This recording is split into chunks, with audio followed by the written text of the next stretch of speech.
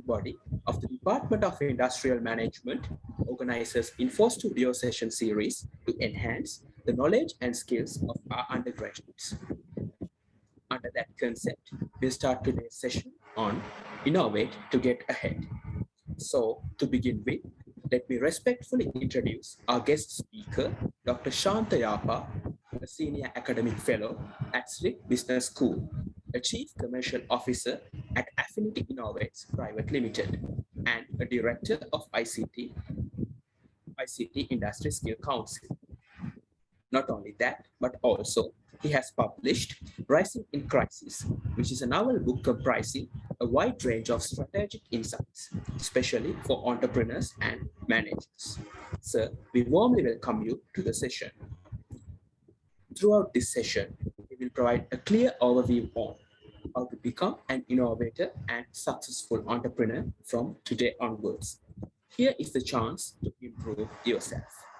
So, without any further delay, I would like to invite Dr. Shanta Yapa to continue the session. Sir, it's over to you.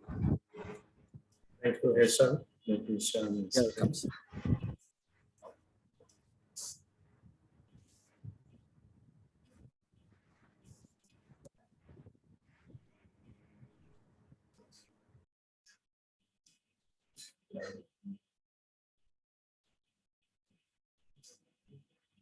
Eshan, hope you can see my screen. Yes, so we can see your screen and you're audible as well. Okay, thank you. Good evening. Welcome on board for this session titled Innovate to Get Ahead. And I consider it as a privilege to deliver this speech to a group of very dynamic, enthusiastic students from University of Kelaniya. As Heshan introduced, I have been lecturing in many different universities. To quantify, it has gone up to 22 different universities for almost 20 years. And this is my very first lecture at University of Kelaniya. At the same time, I should mention that your university is not a strange place to me as the presenter. Right now, we are on a collaborative project with your department, that is Industrial Management Department. Well, the topic is Innovate to Get Ahead. Let's explore the topic. Please feel free to ask questions in case you are in need of any clarifications. Friends, recently I came across an interesting article. The title of the article is The Conversational Framework. And the writers are talking about how easy it is or how difficult or challenging it is to learn using this kind of platforms. And I'll share with you the key contents of that article, okay, taking a few minutes. Now, you are in the process of learning.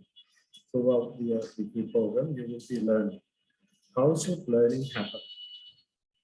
Is it only by listening to a lecture or a lecturer?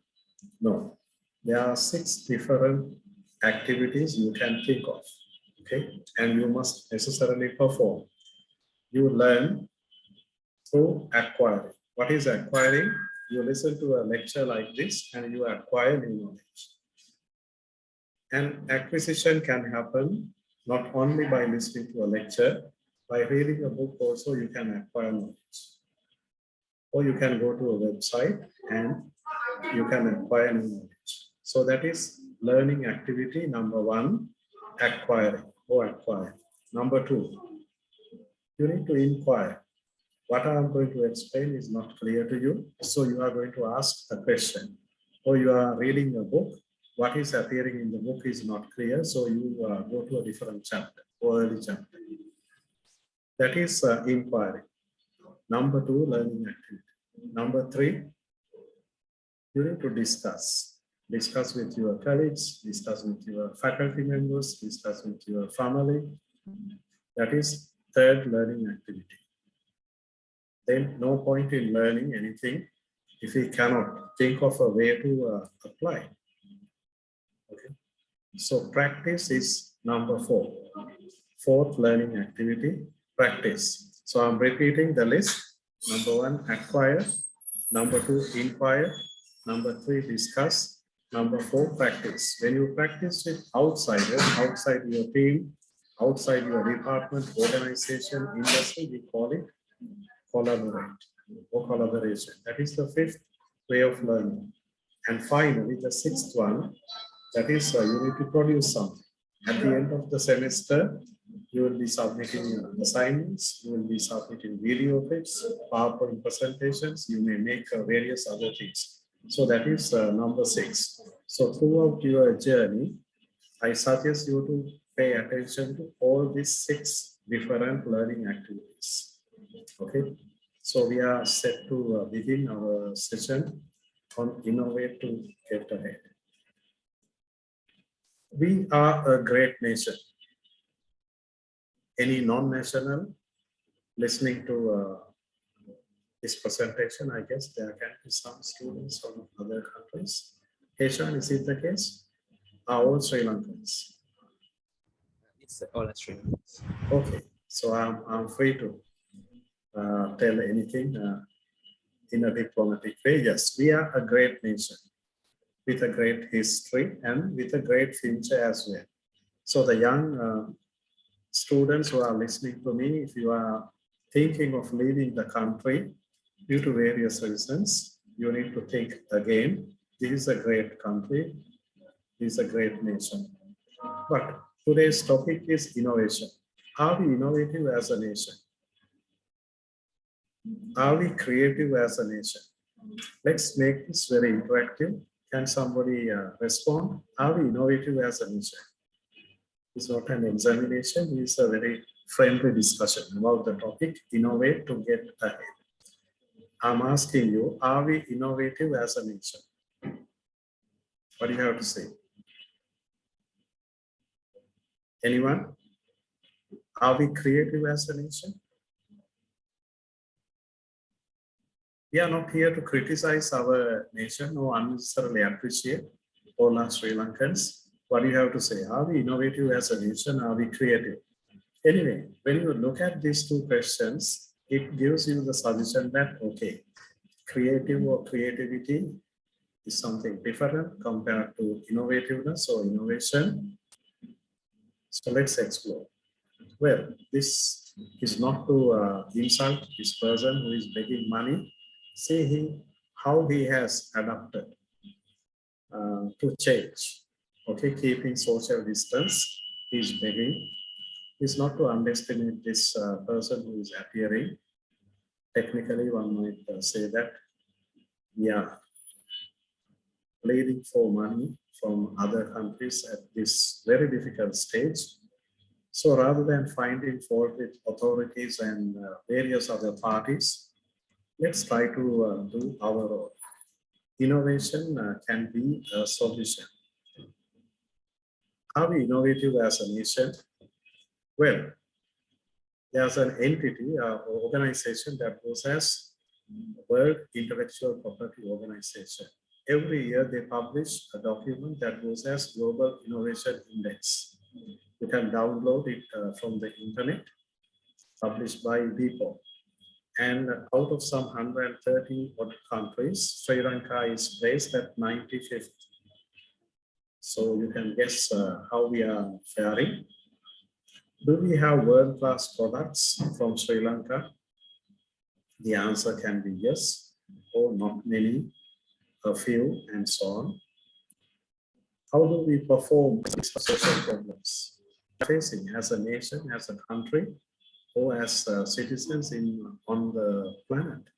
We have a long list of social problems, and there's a long list of organization-specific problems as well. Are we using innovations? Are we using technology in solving these problems? Well, there's a big question. Let me share with you an interesting example. How do we use technology? Take agriculture. Okay. Are we using technology properly? My answer is no, we are not using. I'll give you an interesting example for you to remember.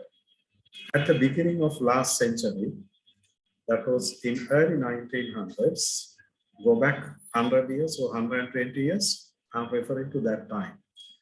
85% of United States population, they were into agriculture. Okay, and they were world's number one agriculture exporter. World's number one agriculture exporter. At the beginning of this century, in early 2000s, United States of America was still number one exporter of agriculture products in the world. Guess population involvement in agriculture. 100 or 120 years back, 85% of US people were into agriculture. Do you think that the same percentage is still engaged in agriculture in US? No, it cannot be. 50%, 40%. Look at the other story I mentioned, they are still number one in the world. Well, the number has drastically come down to 3%. Only 3% of the population is engaged in agriculture. United States of America is still number one. Well, we may have our criticism. They are damaging the environment, they are damaging the ozone layer and so on. At the same time, we need to question how we do agriculture here in Sri Lanka. I'm not saying it is totally incorrect. Anyway, I'm highlighting the point. We are yet to explore technology and innovations. What is innovation? How does it differ from inventions? I'm sure you are familiar with both these words. Well, inventions have to be brand new to the world. Nobody had developed this device. Mobile phone. I invented it. Let's assume that I invented this product and I created it for the first time, and it is an invention. It has to be brand new to the world. It has to be a breakthrough finding. And I may not have a very clear agenda to commercialize my invention. We see a lesser number of inventions in the world. But when it comes to innovations, we see a substantial number of innovations. Compared to inventions, innovations are very easy. Topic I'm going to discuss, but inventions. Combine various technologies, solve social problems. That's innovation. That's the topic for our discussion today. By the way, it is not. Well, you cannot think of any better time to innovate. Then people might think that criticizing the country, criticizing the government, criticizing various other things, but we can list down. Anyway, this is a scholarly discussion, okay, academic discussion. I'm not here to criticize anyone. We have so many social problems, not created by the current government or the previous government. Some are chronic problems. But just understand the gravity of the problem. Do you know that once in 3 hours, somebody is killed due to a road accident here in Sri Lanka? I guess it's not you. It's about eight road accident related deaths reported per day. And each hour, somebody is getting disabled. Somebody on the road is getting disabled forever. Imagine the social cost. What have we done? So I extracted this from Daily News 2 days back. Look at this, Tuesday, February 8, 2022. So as a country, we maintain that record. Once in 3 hours, somebody is killed due to a road accident. Look at this, some 1,875 serious accidents in the country in January alone. And 235 of them were fatal accidents. So the death count would have been 235 or more than that. And the related social cost, we cannot compute the cost. If somebody is killed due to a road accident, the value of the person, we cannot estimate so easily. But we can compute in a way the economic cost of these accidents and these deaths. Somewhere I saw it is nearly 3% of your GDP. Okay, our GDP is 85 billion. 3% of that again is in billions, US billions. Okay, and it's a huge cost. What have we done to reduce road accidents? I have been discussing this point for more than 10 years. I even discussed with authorities with no results. It can be my inability to convince the top authorities, but one of you or many of you may start projects to reduce the number of road accidents. There are so many reasons we can investigate.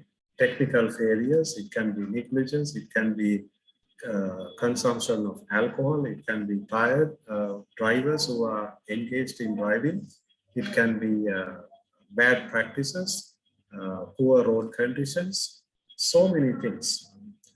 But what I cannot or what we should not tolerate is there are some places known to us, so many accidents were happening during the last so many years in the same place. Are we taking actions to widen the road or to provide adequate signals to the public or the drivers? Let's say notices to drive cautiously? I have not seen. Well, the social problems, a long list of social problems. It can be use of pesticides, weedicides, fertilizer, and various diseases. And we tend to think when it comes to consumption of alcohol, Europeans are drinking or consuming alcohol more than us. Is it the case? No. In a recent report by a person who is authorized to make statements on behalf of Sri Lanka's government, he has mentioned in a report per capita consumption, that means per person's consumption of alcohol, alcoholic beverages for Sri Lanka is 3 times higher than that of a European. Okay, so we come across suicides, we come across cases of depression, we come across cases of inequality, we come across the cases of digital divide.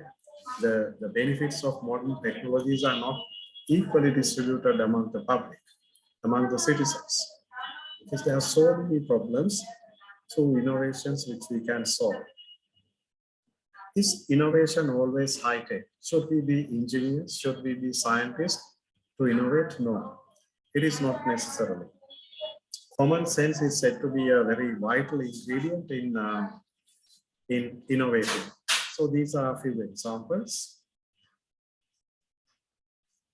Well, rather than wasting water, wasted water in washing hands can be used for another purpose. This photograph shows. This is Sri Lanka's Air Force. Asian, I guess my screen is visible to you all.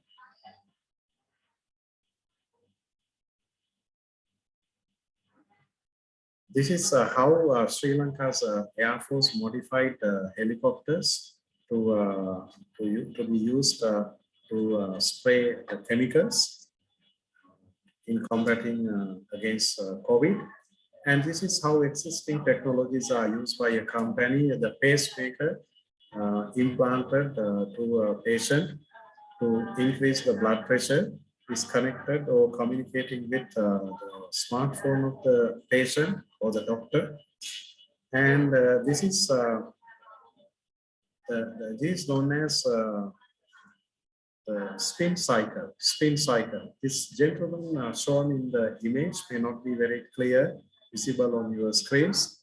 Was on an internship in Africa. He was from a European country, and he found in that country people were struggling to wash their clothes due to inadequate supply of water, non-availability of electricity, and so on. So he designed and developed this washing machine connected to a bicycle. There are interesting video clips about his product, and he made headlines in media years ago. And this is a refrigerator developed by an Indian. It does not use electricity. It does not use any other energy. It uses a simple theory what we have learned in physics. This is known as Metacool, and it is a commercially available product. So there are so many opportunities available for us to innovate. There can be times where you cannot draw the line, whether it is an invention or whether it is an innovation. Don't worry about the segregation. Just keep on listening. Hereafter, in the next 30 minutes, I'm going to take you through a long list of different type of innovations. The list may have incremental, radical, disruptive, reverse, and so many different innovations. Why should you worry? Well, when you are listening to the different types of innovation, something might come to your mind. Okay, I will see, I have a problem, I have seen a problem in the society or in my area, in my community, in my university. Let's find a solution. Okay. An efficient wheelchair. Well, I'm sure you all have seen wheelchairs used by differently abled or disabled people. And usually we don't see these two levers. So this is known as the levered wheelchair. Levered wheelchair. And this particular product made available, let's say it is up for sale. It is a commercially available product in the United States of America. This is sold 3 times or 3 to 4 times higher than the traditional wheelchair. Productivity is higher, less effort is to be exerted by the person who is using because of the 2 levers. This is a classic example for reverse innovation, a topic I'm going to discuss shortly. Reverse innovation. So stay tuned, no hibernation please. There are a lot of interesting types of innovations we are going to explore. When it comes to innovations, we can talk about product innovations. I'm manufacturing this product, customers complain that this is too small. You cannot hold this properly. So I will increase the dimensions, the length of the product or the width of the product. That is a product innovation. We can think of process innovations, the way I manufacture the product, the way I do packaging, the way I do delivering, distribution, recoveries, and so on. Because there are so many processes in any commercial organization. We can think of improving those processes, process innovations, and business model innovations, another topic which we will explore. Well, I'm showing you 2 images. One, it's medicines. The other one, it's a bottle of poison. What is the difference between medicine and poison? I'm not a medical doctor. Well, they say they use poison in producing medicine, but they use in small quantities. So the dosage matters, the amount matters. It matters in innovations as well. So friends, we come across 2 different types of innovations. It can be product or process innovations. The 2 words are incremental innovations and radical innovations. If I make a small change in my product, we can call it an incremental innovation.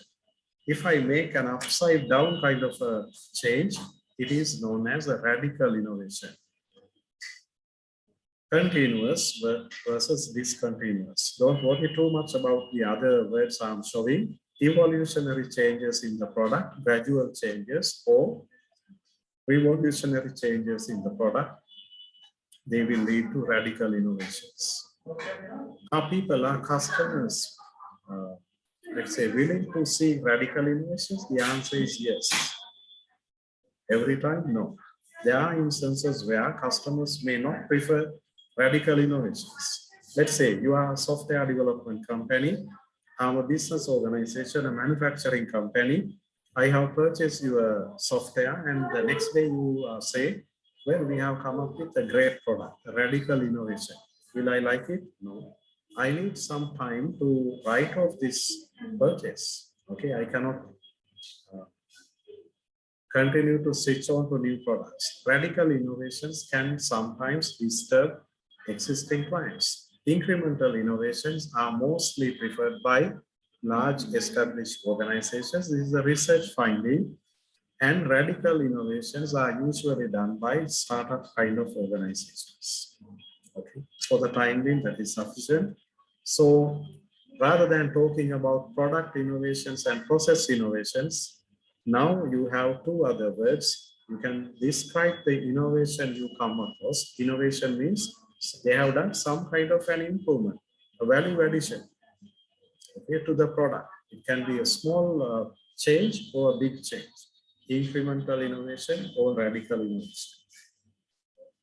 Okay, look at this. 32 Volkswagen models is a car manufacturing company, world's biggest car manufacturer. Why they have so many brands under them? They say 42 Volkswagen models come from a single platform. A single platform.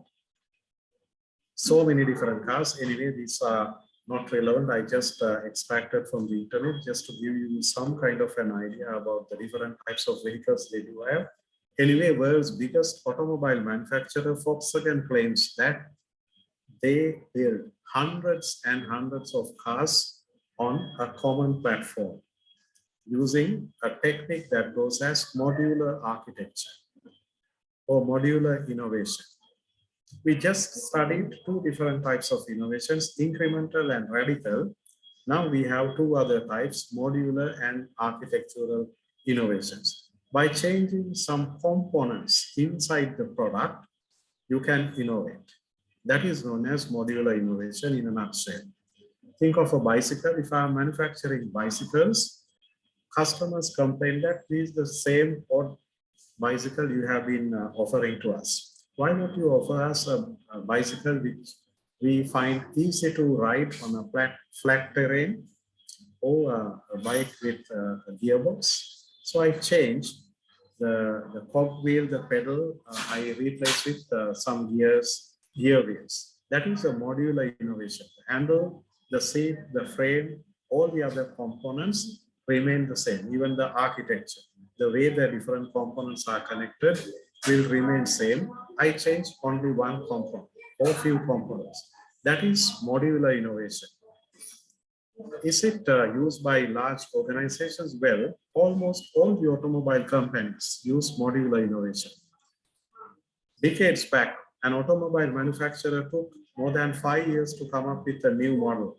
Now, I'm referring to before COVID era.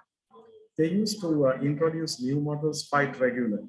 Okay, within a year, they might come up with 2-3 models. How do they do that? Well, go to market, or rather time to market, is a crucial factor for any organization. It takes time. Modular innovation has enabled business organizations to go to market much faster. It is the same platform they use. It's the same chassis. It's the same engine, same gearbox, same brake system, same air conditioning system in the car. The changes you see are limited to the body parts, interior, the seats, lights, headlamps, and so on. So this is modular innovation. Electronic manufacturers, software companies do this. They come up with modular architecture so they can make some changes or add new functionalities, features through these modules. Okay, modular innovation is the third type of innovation we just discussed. Incremental, radical, modular, architectural. What is architectural? You change the linkages, how the product is connected, different components are connected with each other, and you offer more value to the customer. That is architectural innovation. Anyone interested in reading more? This is known as Henderson and Clark's model of innovation. Well,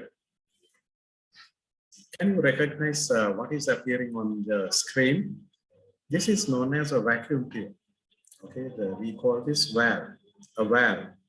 Technical term is vacuum tube, found in new players or amplifiers and radios decades ago. And a new product came, which is easy to use. It is not power hungry. In terms of performance, it is much better. It consumes less space. It is durable. It does not dissipate that much of heat like a valve or a vacuum tube. And as you know, this is a transistor. Transistor replaced these vacuum tubes, and transistors were replaced by chips. Thousands or millions of transistors are embedded to this. Give me a minute.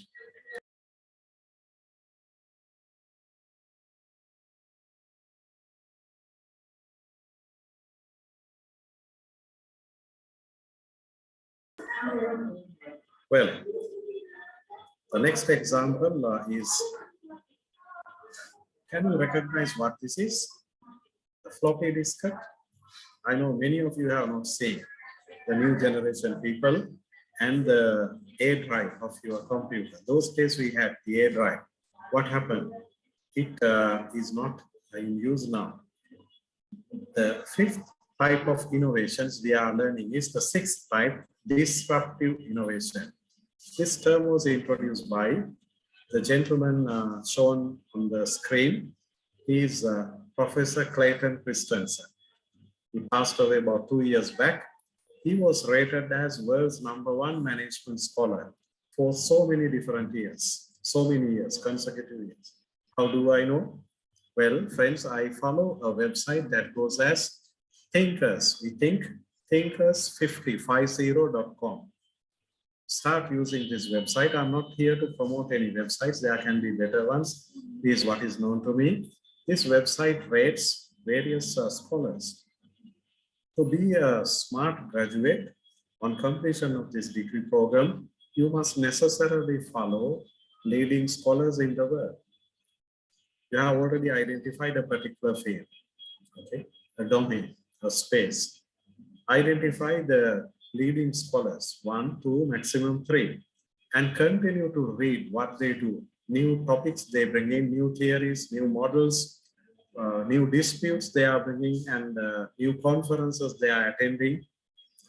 And when you keep on following them, you become a smart graduate. You easily come to know what is available as the latest cutting edge topics, knowledge, cutting edge technologies. Do that. Well, disruptive innovation, there are so many examples.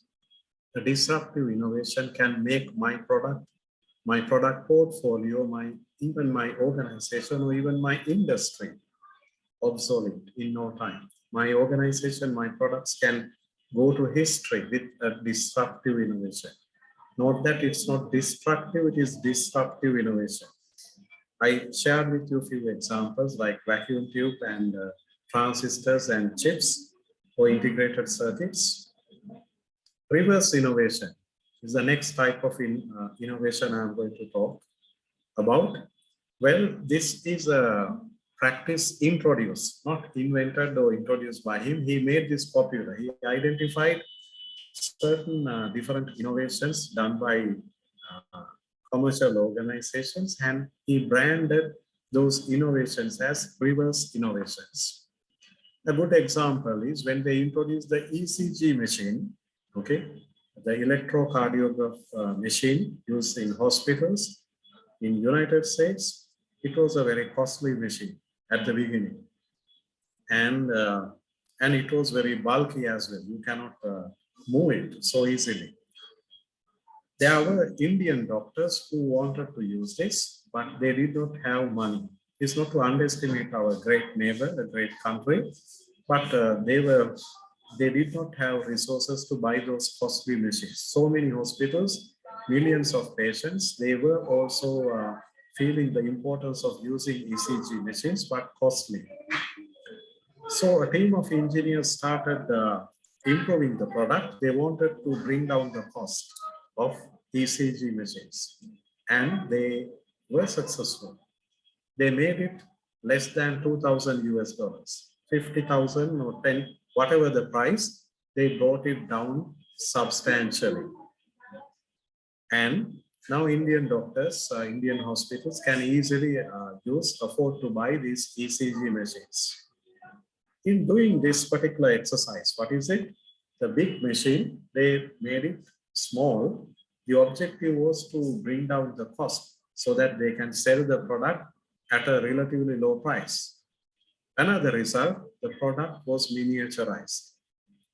And this small size version was another interesting, appealing product to the US customers. And that is reverse innovation, a product that was originally created to suit a country like ours. With some modifications, it can be a very appealing product in a developed country, developed market. That is reverse innovation. Remember the levered wheelchair I showed you? It was an improvement or an innovation done by a group of Indian innovators, and the product went back or sent back to United States, and now it is sold at a premium price. There are so many opportunities we can think of. Products we have made simple, simplified, miniaturized, because rather our people cannot afford to buy those products. Using the terminology or the concept behind reverse innovation, we can innovate so that such products can have a better appeal from developed countries. You are going to do an activity with me. Okay, you are going to do an activity with me. Assume that you work in the R&D, research and development department of my company. I'm manufacturing electric drills. Can you suggest ways to improve? This is the product. Hope you can see my screen. And I suggest if you are wearing headphones, reduce the volumes, the sound level. I'm going to play this noise.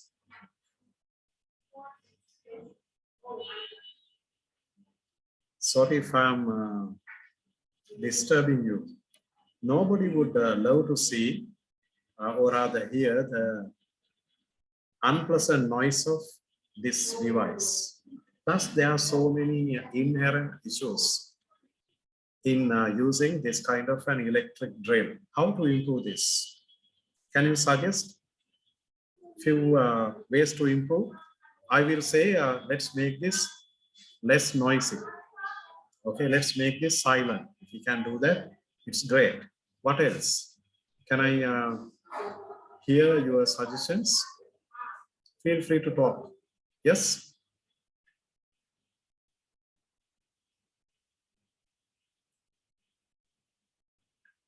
We are manufacturing electric drills. You are in my R&D team as a research and development engineer.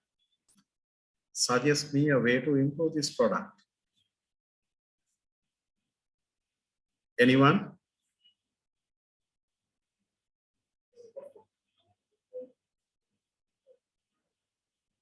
Well, one might suggest, I will be asking few other questions as we proceed, and there will be rewards as well. Okay, surprising rewards as well. Try to answer the questions. Well, one might suggest, let's make this light. This is very heavy. Let's make it a lightweight product. One might say, let's add another piece to the handle so that there will be a better grip. Another engineer, one of you might suggest that, well, this generates a lot of dust in construction sites and various other places wherever it is in use. Let's add a dust collector as well. Let's make this cordless. So rechargeable batteries connected. So you can use this anywhere. Likewise, you might come up with 1 to 20 different suggestions. But think about our competitors. They are also trying their best to improve the product. Okay. So by the time we go to the market, they might come up with a similar innovation so that there will be the same appeal for their product as well. So we are going to lose, or we may not be able to achieve our targeted results. Well, what else we can do? Assume that I'm a chemistry graduate. I have my BSc degree, several masters in chemistry, and a PhD also. I'm coming up with a sticker. Okay, the paper, the sticker paper is let's say immersed in a chemical, and it contains certain chemicals, and you are one of my customers. You want to drill a 10 millimeter diameter, 2 centimeter depth hole. Okay, and I'm giving this sticker. You don't need a drill to make a hole hereafter. It's a matter of pasting these stickers wherever you want to drill. 10 millimeter diameter, 2 centimeter depth. It's a matter of pasting these stickers on the wall in the required place. After 10 minutes, you may remove the sticker. What you see on the wall is, wow, a hole of your desired size. Well, that is a different way of thinking. Outcome-driven innovation. By the way, friends, are customers really keen in buying this noisy device from us? Or are they interested in buying something else? Well, they want to buy holes. There's no other device which can make holes on the wall or on the surfaces. So they have to buy the electric drill. Not only our company, all the other competitors are also thinking along the same lines. Why don't we shift the way we think? What the customer really wants. If we pay attention to that, there can be many other equipment or processes through which we can provide that service. So that is outcome-driven innovation. There are some organizations who have become successful through outcome-driven innovations. Frugal innovation, do better with less. People started using 3D printing, and in Sri Lanka, the Nanotechnology Institute with a commercial organization started using nanotechnology in developing the soaps they use for, I don't know the correct name, for PCR testing. Frugal innovation is do better with less. There's another type of innovation that goes as responsible innovation. Anyway, the proponents, the scholars who are promoting this concept, this practice, what they suggest is to make your innovation sustainable, you need to pay attention to not only to your economic profits, at least cover another one circle. This is the triple bottom line concept I'm sure you have come across. Try to give something back to the society or try to preserve the environment with your innovations. Then your innovation become sustainable. Collaborative innovation. Organizations have realized that they cannot innovate with their own knowledge. So they invite customers in co-creating, co-designing and co-development of the product. We combine the two and we call it co-creation. And crowdsourcing, I'm sure you all know what it is. We give the problem to the society or the community and we get solutions from them. That is collaborative innovation. Don't think that this is happening only in software industry. No, the best examples are from outside software industry. This car, Fiat Punto, when they developed this new version somewhere in 2006 or EIC material somewhere during 2006, they collected suggestions from some 3,000 plus serious users of small cars. This car is Fiat, F-I-A-T, the brand, model is Punto, P-U-N-T-O. So people would have suggested, well, the small car is dangerous. We cannot negotiate a curve so easily. It's risky. Make the car, rather increase the width of the car or increase the wheelbase. Or one would have complained, I need more leg space. One would have said that I need more luggage space. So they accommodated most number of suggestions. This is co-creation. Okay, they came up with a new Fiat Punto model, which became the most popular small car in Europe for more than 5 years. In consecutive years, this car became the most popular small car. The power of co-creation. I'll skip some of these examples to save time. Open innovation is becoming very popular among business organizations, commercial organizations. My organization does not have the technology, does not have the required knowledge to do innovation. So I collaborate with universities, R&D organizations, suppliers, buyers, customers, and various other institutions. Okay, that is open innovation. Oh, my organization does not have a good go-to-market strategy. We have failed in the past. So I'm collaborating with another partner organization to early commercialize my innovation. So that is happening through open innovation. Two sides, inbound open innovation, outbound. Inbound is you acquire knowledge, outbound you give your knowledge to another organization who jointly commercialize the product. So this is another popular practice concept in innovation. And probably the last one, I'm discussing with you different types of innovations. The last one, business model innovation. World's biggest taxi company claims that they don't own a single taxi. Uber, okay? They don't own a single taxi. So as world's biggest hotel chain or the rooms provider, Airbnb, they own, or rather they offer millions of hotel rooms or rooms in ordinary houses, but they don't own a single room or single premises. And there's another car, the product Zipcar, founded by the two people in United States of America, wheels when you want them. All these are business model innovations. We cannot call them as product innovations or process innovations. Business model innovation, it is not a combination of product plus process innovation. No, we change the way we run the business. Business model innovations, they are very powerful. It's not a brand new topic.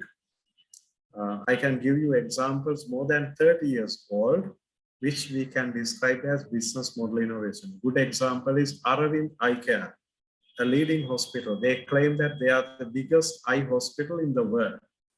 And they treat over 60% of their patients free of charge. Aravind, okay, Aravind, the famous cricketer, the same name without the last letter A, Aravind Eye Care. An Indian hospital which claims that they are the biggest eye hospital in the world.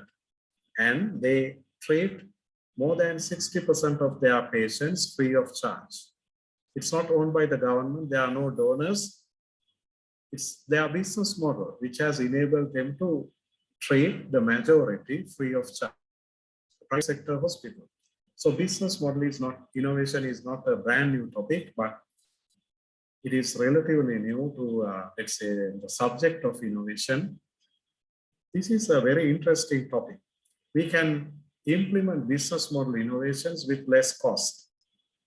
Risk is less, and the time consumed is less. And more than anything else, if it does not work, we can come back to the original position. Because of that, business model innovations are very popular nowadays among business organizations.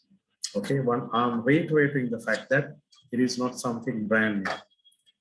Well, what were we discussing? We were discussing about incremental, radical, disruptive, modular, architectural, reverse, frugal, then collaborative, and business model innovation and open innovation. Is that all? No, there are so many other different types of innovations. Why should we worry about this terminology? Practices well, rather than remembering these terms, as I took you through different types of innovations, it would enable you to innovate. Well, how to innovate is the biggest challenge. The next 10 minutes or 15 minutes, I'm going to take you through how to innovate, the most important part. No point in talking about theory or practices, new terms. I should share with you something what I know, not from textbooks, but by looking at how innovations are happening, how to innovate. Challenge the taken for granted thinking. Friends, we all have this bad practice. We tend to believe that it happens in this way, let it happen in the same way. That is known as taken for granted thinking. I call it taken for granted thinking. Honda is considered as a company all the time challenging the taken for granted thinking. Honda, the automobile manufacturer, is considered, cited in management textbooks as a company always challenging the taken for granted thinking. I'll show you an example after the next slide. Now I'm going to ask a question. You all know Honda, okay? Honda is into automobiles, #1 engine manufacturer in the world. In terms of volumes, they produce the highest number of engines in the world. Each minute, they produce some 30 plus engines. How do I know? 14 million, whatever the number, divided by 365, divided by 24 hours, you will see, yes, each minute they assemble that many engines. So #1 engine manufacturer, number 6 or 7 car manufacturer, they are into motorcycles, they are into power generators, they are into lawn mowers, they are into outboard motors, they are into jet engines, and they are into aircrafts as well. That can be news to some of you guys. Honda is manufacturing and selling aircrafts as well. Not like Boeing or Airbus, big aircrafts. These are private jets. Some of you, on completion of the degree, MIT from University of Kelaniya, after a few years of employment, might buy this kind of aircrafts, Honda jets. I'm going to ask you a question. Our topic today is innovation. To innovate, you have to be very vigilant. You have to be able to understand opportunities, differences, changes so easily. Spot a difference in these aircrafts. Identify a difference in these aircrafts. I'm showing you on the screen 3 aircrafts by Honda, the same aircraft, 3 different colors. Don't tell me this is small. Compared to traditional or rather conventional aircrafts like Boeing, Airbus, A320, whatever, Airbus A320 or Boeing 737, compared to them, a major difference. Don't say this is small, we know this is small. Any other differences? The person who is giving the answer is given a small gift. Anyone? Spot a difference in this aircraft. Eshan, Shamingwe, you are also eligible to compete. What is the difference? Yes, sir. Look at. Let's give our audience a chance to answer the questions. Come again? Yes, sir. Let's ask our audience to answer the question. So from the audience, you can answer the question.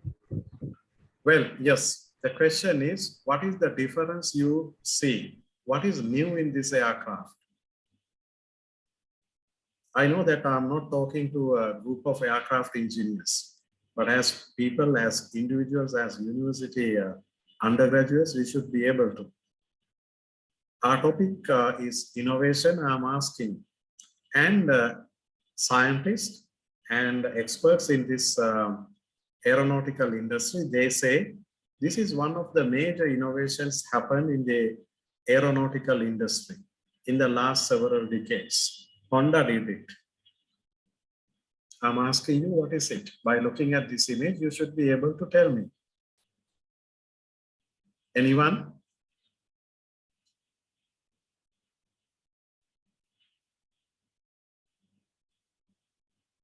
Please use your mic. Somebody, I don't know whether you are chatting. Okay, Nipun, Nipun, is your mic working? Is your mic working? Nipun? Can you please switch on your mic? I'm not going to ask any further questions. Are you there?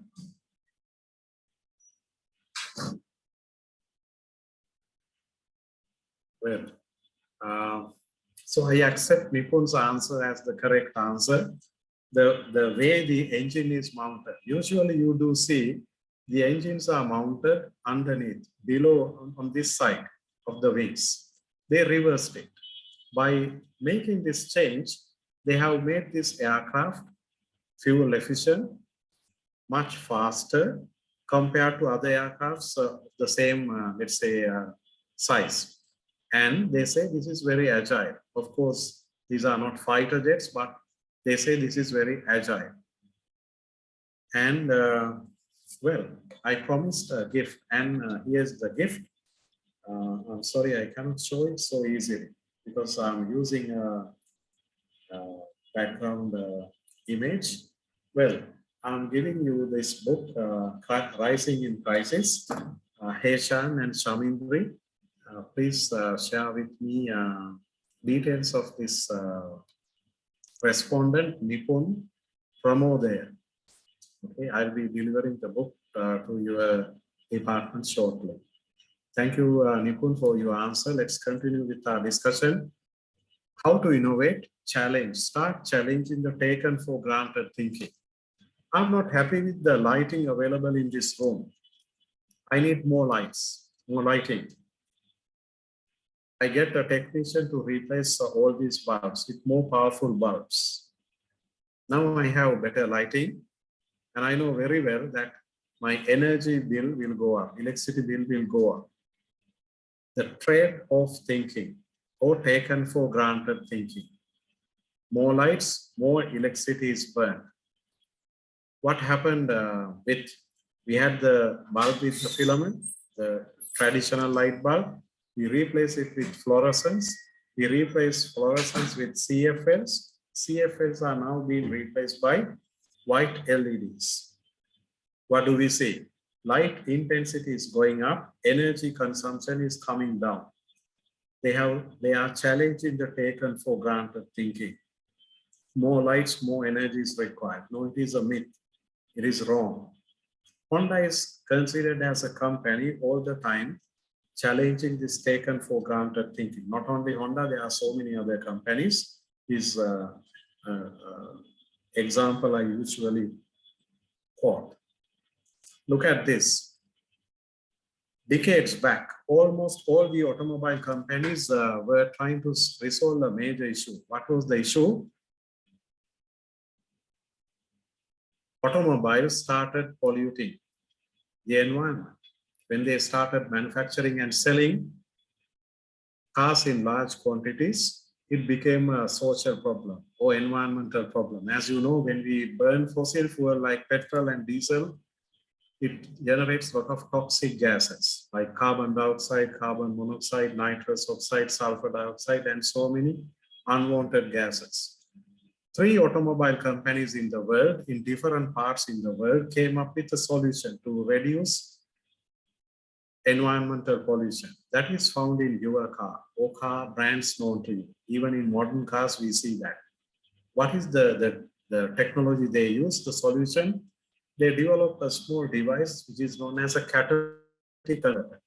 What it does is it absorbs the exhaust gas from the car engine and reduces the toxic nature of the emitted gases. So less toxic gases are dissipated or discharged to the environment. That's their solution. What is their thinking? Taken for granted thinking. What is it?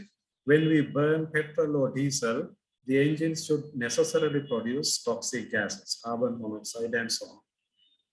Honda looked at the problem from a different perspective. Why should we allow the engine to produce toxic gases? Can't we stop engines producing toxic gases? So they invented or innovated this new engine, 16-valve engine. So as it goes as CCVT, I have a lot of information, but this is not the forum. The point I want to highlight is almost all the automobile manufacturers had the taken for granted thinking. The problem is pollution caused by engines of cars. The reason, when we burn fossil fuel, they produce toxic gases, taken for granted thinking. Honda came with this new configuration of CCVT engines, which reduces the exhaust gases substantially. The reason, the burning or the combustion happens more efficiently in the engines. By now, it is the industry standard. So start challenging the taken for granted thinking. The light bulb, the example, and there are so many examples. Don't think that it should happen next 10 years, 100 years in the same way. Challenge. How to innovate? Think differently.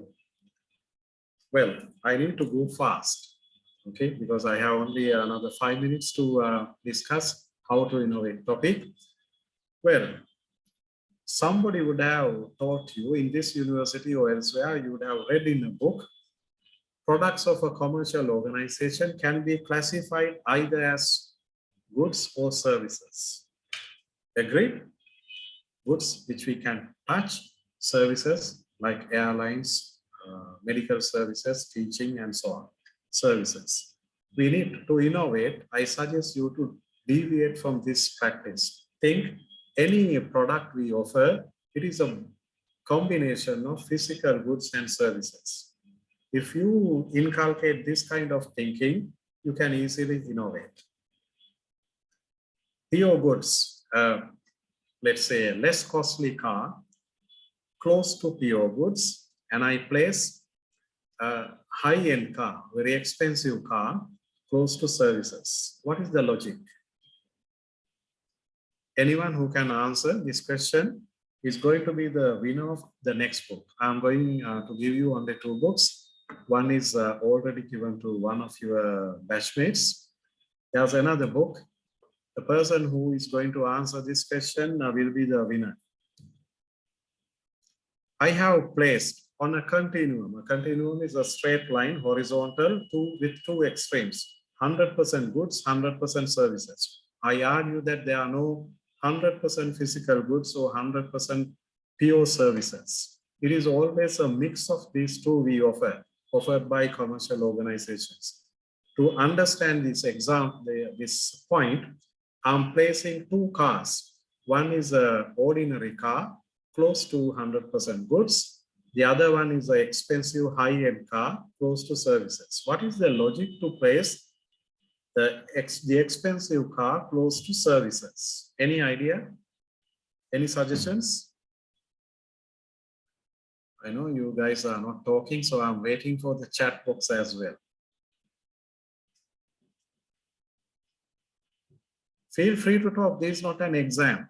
Any reason to place the differentiated or the high-end, high-value car close to services? Anyone? Well, I have to withdraw the price then. Well, they expect a lot of services, roadside assistance to personal visits to their places where the car is parked. So many services are bundled to this car.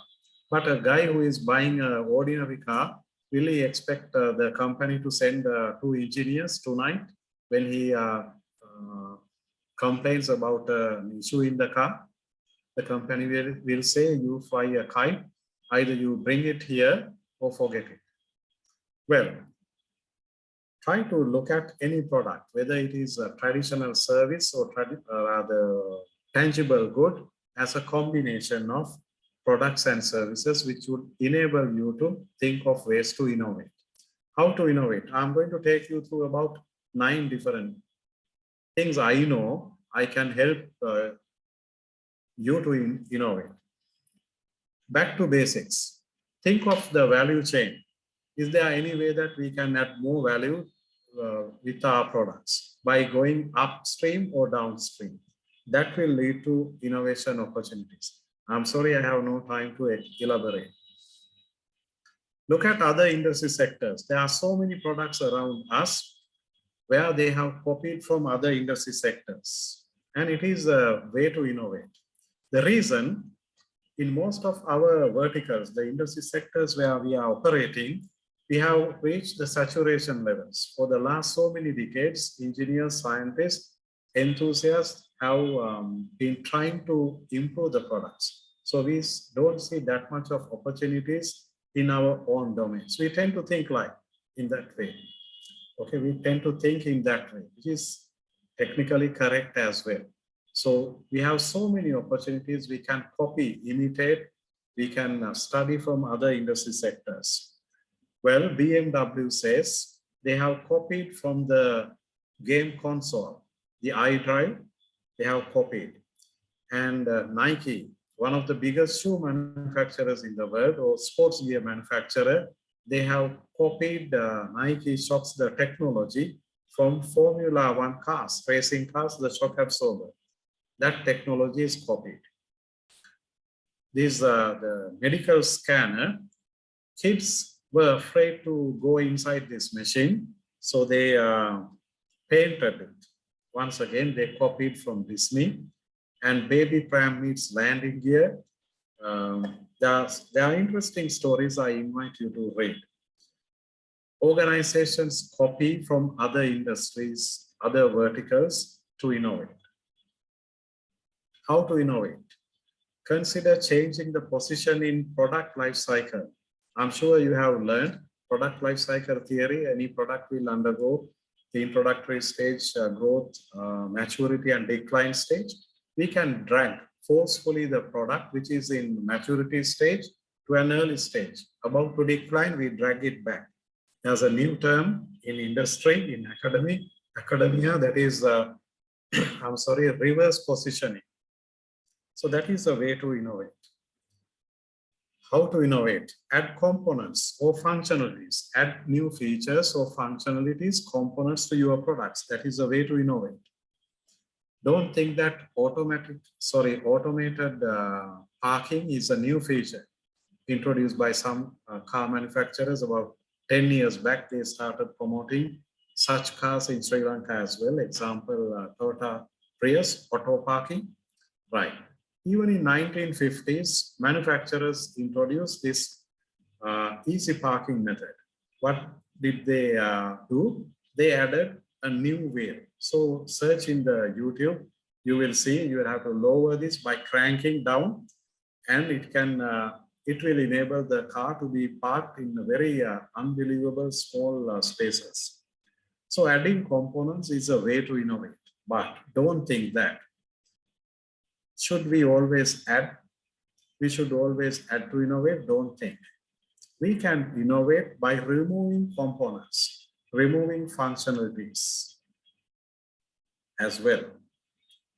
I'm going to ask my third question. Probably as there's no winner for this book, I'm asking the next question. What is the similarity in these three products? Hope you can clearly see the three images. The first image onto your left-hand side is ladies riding an exercise cycle. The second one is a brand of chicken soup in the powdered soup. And the third one is contact lens. Look at these three products. Tell me, what have they done? In all three products, there's one similarity. Assume that they are innovations. Anyway, exercise bikes cycle came a long time ago. Powdered soup came a long time ago. What is the similarity in these three products or the way they have innovated? Any similarity? Any similarity? Well, I'm keen in giving you this book as a gift to the person who is going to give the answer. Try it out. What is the similarity? Exercise cycle. Now, I just mentioned that you need to add components to innovate. By adding components to your product, your mobile phone, your car, your laptop, whatever the product you think of, by adding components, features, functionalities, we can innovate, offer more value to customers. Similarly, we can do the reverse as well. By removing components, we can innovate. Now, in these three products, they have removed, technically I can argue, they have removed a major component. Well, water is removed from soup. Soup is a liquid, obviously. Water is removed and the product is powdered soup. The rear wheel is removed. The bicycle has now become, we can argue, exercise cycle. The frame of the spectacles is removed and it has now become the contact lens. Think, by removing components also we can innovate. How to innovate? Use common sense, the most powerful ingredient. Friends, we don't have time. Sorry, somebody. Use common sense. I'm sorry, I don't have time to play these videos. Watch, this is available in YouTube. ID Foods, a company in India, very innovative, a guy who has promoted this company. He's making a presentation at Harvard Kennedy School. The video clip is available in YouTube. Watch. In the video clip, he claims that and he has developed a company which is worth millions of dollars. It's from India. And he says he has not done any major disruptive innovations. And he says one of the most important ingredients in innovating is common sense. I suggest you to watch. He has come up with a solution to produce or to prepare vada or vade in Sri Lanka. This kind of vada, where it is circular like a donut and there's a hole in the middle. Doing this is no easy task for an ordinary housewife, and he has come up with a solution. And what it does or how it happens is the sprout is giving the shape. It's a matter of squeezing, and he is offering this. And very interesting. Not only that, now he is offering coconut in coconut. Okay, the coconut shell is used as the packaging or the cover or the container for grated coconut. Very interesting innovations. So common sense is a powerful ingredient. And perhaps the last one, we can learn from the nature. By looking at how things are happening in nature, we can innovate. We can invent, we can innovate. The difference, inventions are brand new to the world. Innovation, it's a matter of combining existing technologies to offer solutions to social problems. Do we have social problems in Sri Lanka? Hundreds of them. Okay. Try to come up with innovative solutions. By looking at nature also, we can innovate. I guess this is sufficient for our discussion today, although there are a few more. I'll skip them. Any questions? Any questions you would like to ask? Because I have exceeded the time. I'm willing to engage with you to help your university. I know most of or are the few faculty members. I would love to share what I know. Although I'm representing SLIT Business School, SLIT Business School is also promoting this kind of programs. I can appear in future sessions if you are in need. More clarity, more clarifications. 1 hour is not enough. I conducted a full day training program, the very first business model innovation training program here in Sri Lanka in 2017. I took 1 day. So within 1 hour, it was only in 1 slide. Okay, challenging task. I guess my message or messages are clear to you. Inventions are new to the world. Innovations, anyone can do. Okay, identify a social problem, identify a company specific, organization specific problem, try to use existing technologies, combine them to offer a solution. That is innovation. They need not to be novel to the world. We need more innovators. During university time, those founders, I showed you a few brand names. They are bigger than Sri Lanka. They are entities, the economic value or the sales turnover. You all have opportunities. If one of you can create an entity like Google, Sri Lanka's GDP can be doubled or tripled in no time. You all are intellectually capable, try to do. So I took you through different types of innovations just to give you some, let's say, flavor. So many different types of innovations are available, and I shared with you a few techniques to innovate. Any questions?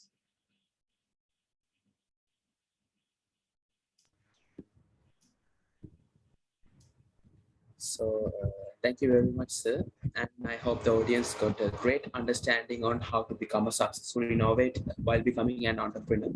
So, as Dr. Shant mentioned, now it's time for the Q&A session. So, audience, it's your opportunity to clear your doubts and clarify the most of it. So, we would really appreciate if you could speak up by unmuting yourself, or else you can use the chat option to ask your questions. So, audience, you can ask your questions now and clear your doubts.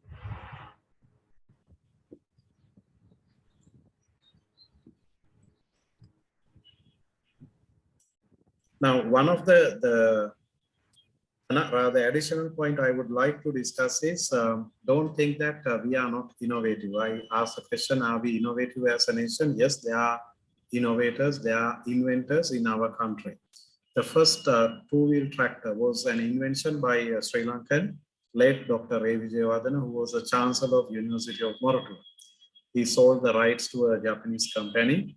A recent inventor is the chairman of Richard Perry's group, Dr. Sena Yatehige, who has developed so many electronic sensors used by leading automobile manufacturers in the world. So we have inventors. Even the gentleman, he's Dr. Dr. Bandhu. He's not a medical doctor, but he's an engineer. He's the gentleman who invented many different types of stents. Stents are used by doctors in conducting cardiac surgeries. Okay, without doing bypass, you use those metal or plastic tubes. That is invented by a Sri Lankan, or few types. They are inventors. But are we innovative as a nation? There's a big question mark. And people are not accepting modern technologies. Not to underestimate our great nation. In 2016, 205 people, I'm sorry about I can't recall the exact years, either 16 and 17 or 17 and 18, 2017 and 18. First year, 205 people died here in Sri Lanka in the month of May and June. Next immediate year, 304 people died here in Sri Lanka, again in the same 2 months. The reason? Floods and landslides. I was thinking, or even today I'm thinking, whether we are living in the digital age or the Stone Age. Our country is boasting about more than 150% mobile penetration. That means we have 1.5 times mobile connections than the people living in the country. But do we have a system, let's say river water levels are increasing, do we have a system to keep the vulnerable people informed through a text message or a phone call? Look, if the rain continues at this level, this way your area is going to be inundated, please evacuate. No, we don't have. Is it rocket science? No. Are there solutions available in other countries? Yes, there are many. Can you develop a solution, at least a prototype, and discuss with authorities or at least the Pradeshi Sabha of your area? Yes, there's possibility. Use existing technologies, existing methodologies, what others have already done to solve social problems. That's the message, that's the request I'm making. There's one question, I guess, in the chat box. How do I get into the innovative mindset? And how do I know if my idea is good? Ask Hasali Edirisinger. Well,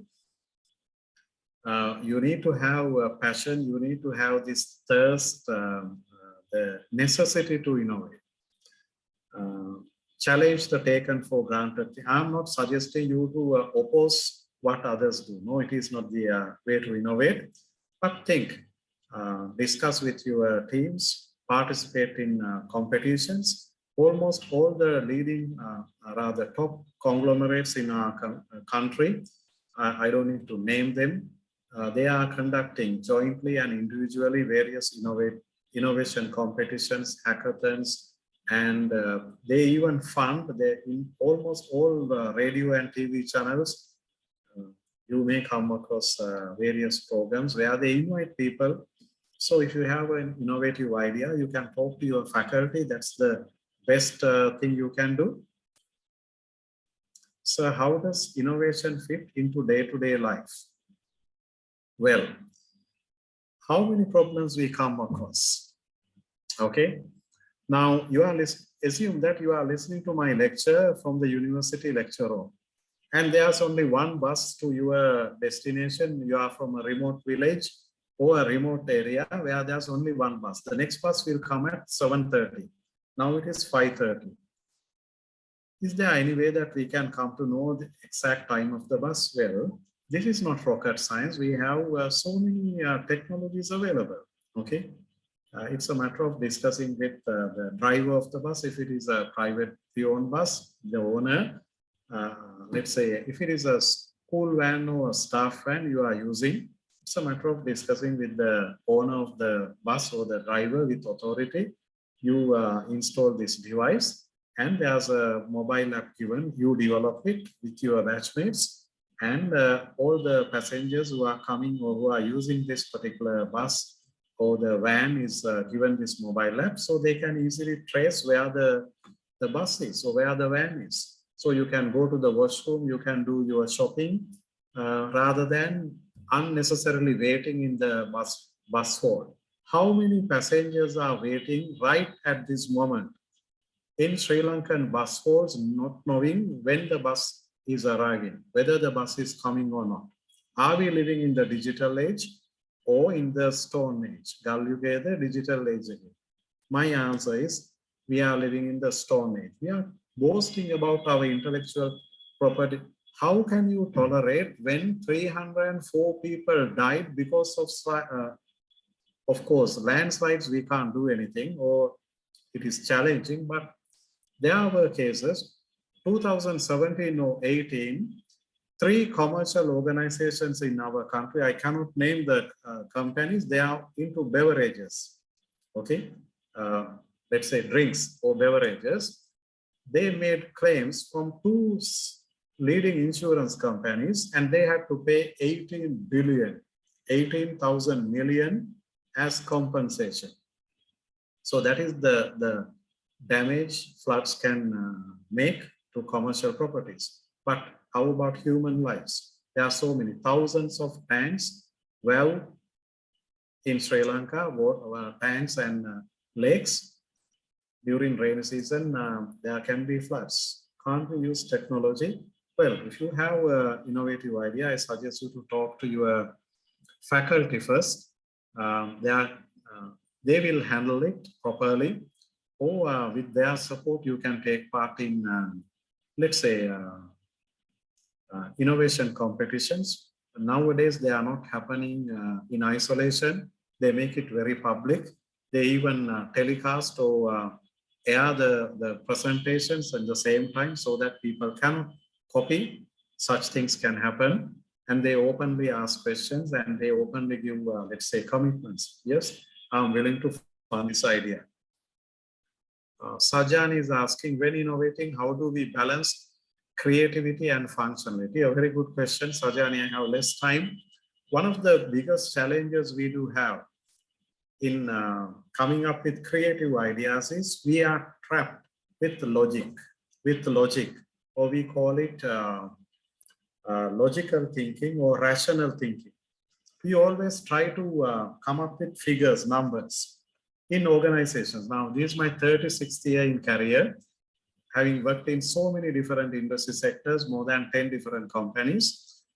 One of the biggest challenges I saw in terms of innovations, people tend to think rationally, logically. What is logical thinking? I'm making a presentation to my superiors. You are making a presentation to your lecturers. You try to support your findings, your suggestions with figures, numbers, computations, calculations. Nowadays, we are not happy with usual calculations. We do, let's say, forecasting, we do sensitivity analysis, we do scenario analysis, we do extrapolation, we do simulations. We are crazy about analyzing things. We live in a very rational kind of a reason. In case I fail, I should be able to justify why I made this decision. So I'm always trying to think rationally. rational thinking is killing creativity, creative thinking. Think of a horizontal line, one extreme end you have rational or logical thinking, the other end is creative thinking. Creative thinking has no bosses, no guidelines. It is a crazy idea that comes to your mind, you try to implement, but don't try to do experiments with risky things, but understand your limits. So creativity and logical thinking will not go together.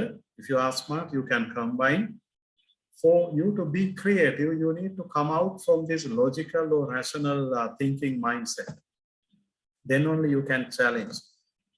But one might ask the question, can't I be creative with logical thinking? The answer is yes, but your result would be an incremental innovation, not a major disruptive radical kind of innovation. I'm sorry, I don't have time to explain. This can be a 4-hour session on this simple topic, creativity versus logical thinking. Any other questions?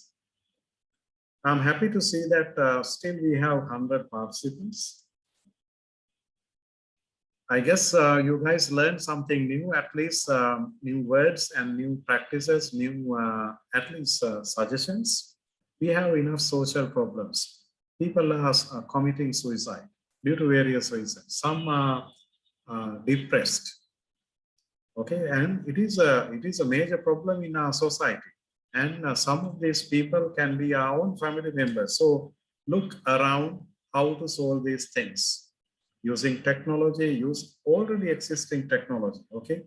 I'm not suggesting you to use only technology. It can be a new way of doing something, a product or process innovation. Somebody is having a problem, he can share it without disclosing names and other things with another credible audience. If you can facilitate it through an app or whatever, that is an innovation that can solve a major social problem. There are enough opportunities, and this is the best time. I have already, I'm sorry, I'm going to send a book across to your department, Shamindri and Heshan, to be given to the winner of that question. And I'll also give a few books to your library so that you can read. In this book, I'm suggesting so many different ways to innovate. I'm not claiming that I'm genius, I'm thinking differently, that's why. So sure, and thank you very much for it, and we'll share all the details with you.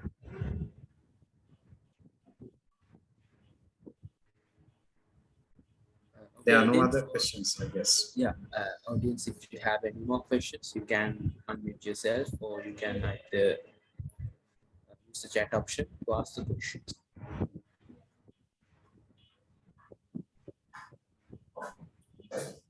One suggestion, Hishan, Shamindri, and the organizers and the dear students, if I'm sure you have already formed innovation clubs and so on, if you have that kind of ongoing or continuing activity or platform, I'm willing to help you guys free of charge, of course.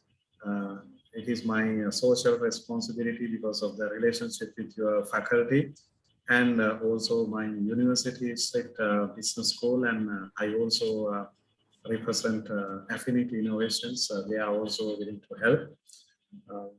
I can take part, and not only myself, there are so many other resource persons around. Yes, sure. We are really grateful for your support, sir, and also for participating in today's session as well. We'll also inform you about such things.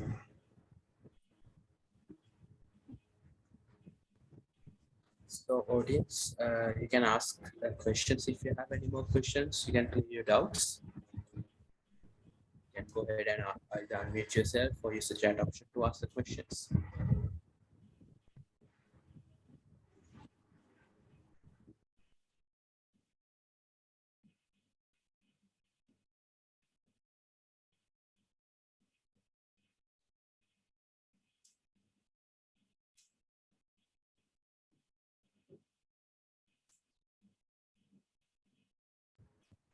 I guess there are no So, questions. yes, so it seems that there are no more questions. So I hope we can end the session. So with that, it's time to wind up today's session. So on behalf of the Department of Industrial Management, I would like to extend a heartfelt thanks to Dr. Shanta Yapa for accepting our humble invitation and sharing the knowledge with all of us. And I'm pretty sure that was indeed a resourceful and an exceptional session that you covered us with. And all the participants grasped enough from this. Once again, a big thank you to you, sir, and we wish you all the very best in your future. So let's hope to meet you in another valuable session of Info Studio. Until then, stay safe and have a nice day.